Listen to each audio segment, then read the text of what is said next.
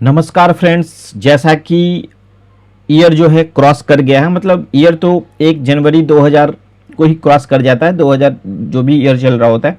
लेकिन हम लोग जो स्टूडेंट्स गवर्नमेंट जॉब का प्रिपरेशन करते हैं, चाहे सेंट्रल के लिए हो चाहे बिहार गवर्नमेंट के लिए हो, जैसे ही 1 अप्रैल आपका क्रॉस करता है, आपके पास जो भी होता है कास्ट सर्टिफिकेट तो आपका चल जाता है, 2-3 साल पुराना भी हो तो भी, और निवास भी अगर आपने एड्रेस चेंज नहीं किया है तो आपका भी 2-3 साल पुराना चल जाता है। लेकिन अगर आपको एनसीएल बनवाना है, एनसीएल सर्टिफिकेट बनवाना है बिहार सरकार का या फिर सेंट्रल गवर्नमेंट का, उसके लिए आपके पास इनकम जो होता है वो लेटेस्ट होता है। तो इनकम का जो वैलिडिटी होता है बनवाने का वो 1/4/2000, मतलब जिस भी ईयर में है उसके बाद से वो आपको अपडेट करना होता है। इसके आधार पे ही आपका एनसीएल और ओबीसी सर्टिफिकेट बनता है। तो जैसे ही 1 अप्रैल क्रॉस करता है, 1 अप्रैल क्रॉस कर गया है, आज 2 तारीख है, तो जितने भी स्टूडेंट्स बिहार गवर्नमेंट और सेंट्रल गवर्नमेंट के जॉब के लिए अप्लाई करते हैं, फॉर्म को अप्लाई करते हैं, आपको नया इनकम सर्टिफिकेट बनाना होगा। उसके बाद एनसीएल सर्टिफिकेट और ओबीसी सर्टिफिकेट अप्लाई करना होगा, तभी आपका बनेगा। और इस बारी जो है वेबसाइट में कुछ सुधार भी हुआ है, कुछ डॉक्यूमेंट्स आपको एक्स्ट्रा अब लगाना पड़ रहा है, तभी आपका इनकम सर्टिफिकेट बनेगा। इस बात का ध्यान रखेंगे। तो वो कौन सा डॉक्यूमेंट्स है जो आपको लगेगा इनकम सर्टिफिकेट बनाने के लिए? इनकम सर्टिफिकेट हर एक साल, मतलब 1 अप्रैल के बाद आपको नया अपडेट करना होता है। अगर आप एनसीएल नया बनवाते हैं, मतलब लेटेस्ट बनवाते हैं, और ओबीसी लेटेस्ट बनवाते हैं। अभी जो बिहार में वैकेंसी आने वाला है और सेंट्रल में वैकेंसी आने वाला है, जो जस्ट आने वाला है उसका मैं बात करूंगा, आगे फ्यूचर का बात नहीं करूंगा। जस्ट जो अभी आने वाला है, बिहार में बीपीएससी ट्री 4 और एक अभी एएलपी, सेंट्रल में एक एएलपी।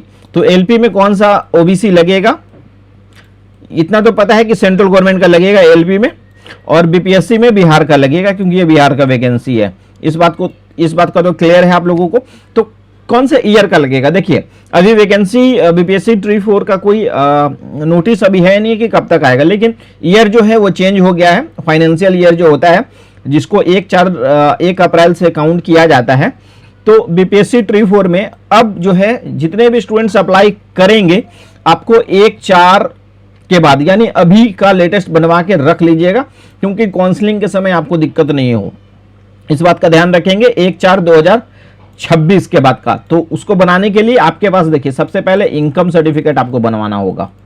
ओबीसी भी, अगर आप, अब एएलपी का भी मैं बात कर रहा हूं, अब एएलपी मैंने तो बीपीएससी ट्री 4 के लिए बता दिया कि आपको नया बनवाना होगा, मतलब 2026 का। 25 का भी अब आपका नहीं चलने वाला है, क्योंकि ईयर जो है चेंज हो गया। फाइनेंशियल ईयर आज 2 अप्रैल हो गया, और वैकेंसी अभी 1 से 2 महीना लग ही जाएगा आने में बीपीएससी ट्री 4 को। एएलपी में कौन सा लगेगा? तो एएलपी में आप बता दूं कि एएलपी में हमेशा लेटेस्ट मांगा जाता है, आपको पुराना अपलोड करने का ऑप्शन भी नहीं आता है। तो एएलपी में भी 1/4/2026 के बाद का चाहिए। ओबीसी सेंट्रल गवर्नमेंट का, देखिए यहाँ पे आप जब अप्लाई करते हैं तो वहाँ पे आता है भारत सरकार और सेंट्रल का प्रयोजनार्थ। मैं आपको दिखाने का कोशिश करता हूँ। देखिए, ये बिहार सरकार का है, यहाँ पे लिखा हुआ है ना बिहार सरकार के प्रयोजनार्थ, तो ये बिहार सरकार का हो गया। इसको आप एनसीएल, बिहार सरकार का एनसीएल, और यहाँ पे देख लीजिए इसको, जब आप सेंट्रल का अप्लाई करते हैं, तो यहाँ पे मैं इसको एक बार क्लियर कर दे रहा हूँ। सेंट्रल का अप्लाई करते हैं तो देखिए यहाँ पे लिखा हुआ भारत सरकार के प्रयोजनार्थ और ओबीसी सर्टिफिकेट, ये सेंट्रल गवर्नमेंट के लिए होता है, जिसको ओबीसी बोलते हैं। तो क्या क्या डॉक्यूमेंट्स अब लगेगा इनकम बनाने के लिए, तो उसका भी मैं आप लोगों को एकदम स्क्रीन पे ही लेके चलता हूँ, जहाँ से फॉर्म अप्लाई होता है। सारा प्रोसीजर पहले वाला ही है। आपको अब मोबाइल नंबर पे एक ओटीपी आता है, ओटीपी वेरीफाई करना होता है। उसके बाद नाम, पता, एड्रेस जो आप देते हैं, और जस्ट नीचे आते हैं तो आपको यहाँ पे इनकम सर्टिफिकेट बनाने के लिए, मतलब पहले जाति निवास, एनसीएल और ओबीसी बनवाने के लिए जाति निवास इनकम होना चाहिए। जाति निवास आपका ओल्ड भी है, 1-2 साल पुराना, तो कोई दिक्कत नहीं है, आपका आसानी से बन जाएगा। अगर आप नया बनवा के करना चाहते हैं कि हमारा सारा चीज़ अपडेट हो जाए, तो आप जाति और निवास भी नया बनवा सकते हैं। तो और इनकम तो आपको बनाना ही बनाना है। तो इनकम जो है, इनकम में क्या क्या डॉक्यूमेंट्स इस बार लगने को है, जब वेबसाइट चेंज हुआ है, डॉक्यूमेंट्स जो है एक्स्ट्रा, अगर आप गवर्नमेंट जॉब में हैं, आपके फादर्स मदर्स तो यहाँ से देखिए वेतन और पेंशन पर्ची है, और अगर जॉब में नहीं है, बिजनेस है उनका, तो आयकर रिटर्न, अगर आयकर रिटर्न फाइल करते होंगे तो, और उसके बाद जिनके माता पिता मतलब किसान है, जिनका इनकम काफ़ी कम है, मतलब 90,000 के आसपास है, 1,20,000 1.5 लाख के आसपास है, और वो आयकर रिटर्न भी नहीं भरते हैं और पेंशन पर्ची भी नहीं भरते हैं, तो आपको कौन सा डॉक्यूमेंट अपलोड करना पड़ेगा कि आपका इनकम सर्टिफिकेट जो है वो आपका कैंसिल ना हो। फॉर्म तो आपने भर दिया अन में डाल के और वहाँ पे कुछ भी डॉक्यूमेंट अपलोड कर दिया, तो आपको लगेगा कि हमारा जो फॉर्म है वो रिजेक्ट हो जाएगा। तो अन में कौन सा डॉक्यूमेंट अपलोड करेंगे? वैसे जिनके फादर्स किसान हैं या प्राइवेट जॉब करते हैं, चाहे उनका इनकम 90,000 के आसपास हो या 1.5 लाख के आसपास, मतलब जितना भी हो, आपका गवर्नमेंट जॉब नहीं है और आपका बिजनेस नहीं है, बिजनेस मतलब बड़ा बिजनेस नहीं है, आयकर रिटर्न फाइल आप नहीं करते हैं, उस कंडीशन में आपको कौन सा डॉक्यूमेंट अपलोड करना है। तो इस टॉपिक पे आप आके फंस जाएंगे, आपको जानकारी नहीं होगा, और अगर आपने कुछ भी अपलोड कर दिया तो हो सकता है रिजेक्ट हो जाए। बाकी सारा कुछ प्रोसीजर सेम ही है। तो आपको इनकम, इसमें कौन सा डॉक्यूमेंट अपलोड करना है, तो अगर आपने इसके पहले इनकम सर्टिफिकेट बनवाया होगा तो वो इनकम सर्टिफिकेट अटैच कर दीजिएगा।